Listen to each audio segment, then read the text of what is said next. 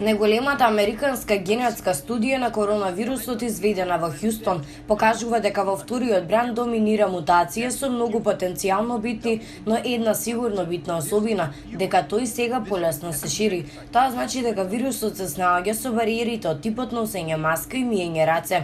Студијата од Хјустон се уште не е рецензирана, но се работи за респектабилен увид во преку 5000 геномски секвенции на коронавирус. Накратко, сознанијата се дека акумулациите на неговите мутации го имаат направено позаразен, но истовремено не се најдени индиции дека тој е посмртоносен.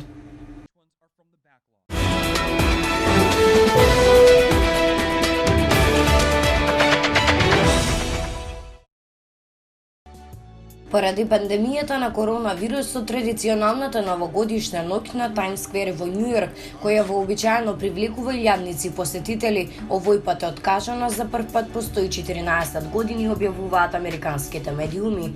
Предвидено е да се организира виртуелна новогодишна забава на Таймс Сквер, која милиони луѓе ширум светот ќе може да ја следат преку интернет. Организаторите истакнуваат дека ограничен број луѓе ќе бидат присутни на Таймс Сквер и на престојната прослава кристална топка ќе се спушти на плоштадот за да го означи крајот на старата и почетокот на новата година.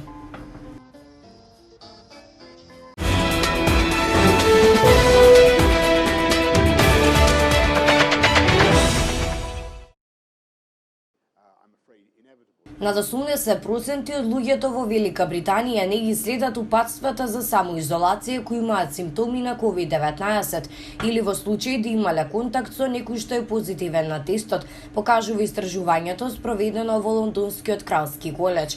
Истражувањето ја доведува до прашање ефективноста на англиската програма за тестирање и следење.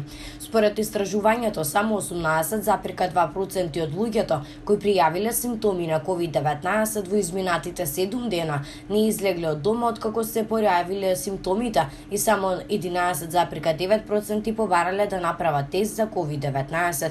Исто така утврдено е дека само 10,9% од луѓето на кои им било кажано да се самоизолираат 14 дена поблизо контакт во лице кој имало COVID-19 го почитувале тоа.